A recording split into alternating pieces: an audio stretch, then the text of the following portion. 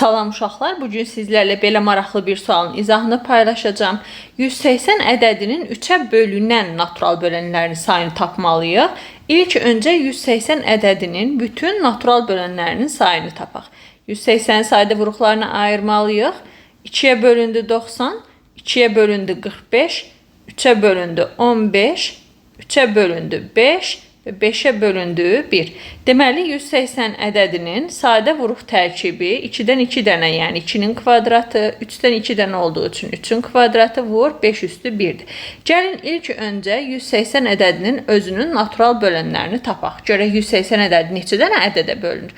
Bunun üçün qüvvətdə gördüyümüz ədədləri bir vahid artırıb o hasillərini yazmalıyıq. 2 üstə gəl 1, vur 2 üstə gəl 1, vur 1 üstə gəl 1 və bunun cavabı olacaq natural bölənlərin sayı 18 dənə.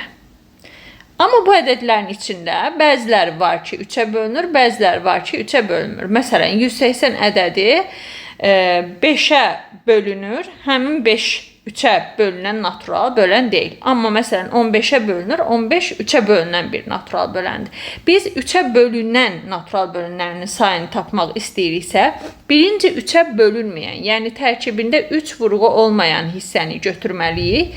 2-nin kvadratı və 5-in üstü 1. Bunların tərkibində 3 vuruğu yoxdur. Bunların tərkibindən yaranan natural bölənlər heç biri 3-ə bölünməyəcək. Burada da natural bölənlərin sayını tapanda yenə eyni qayda ilə qüvvətləri bir vahid artırıb vurmalıyıq. Deməli, bu ədədin 6 dənə böləni var. Deməli, 180 ədədinin 18 dənə natural böləni var, amma bunun tərkibində 6 dənəsi var ki, onun tərkibində 3 vuruğu yoxdur. Ona görə mən nə etməliyəm? Ümumi natural bölən sayından tərkibində 3 vuruğu olmayan, yəni 3-ə bölünməyən natural bölənlərin sayını çıxsam, yerdə qalır 3-ə bölünən natural bölənlərin sayı.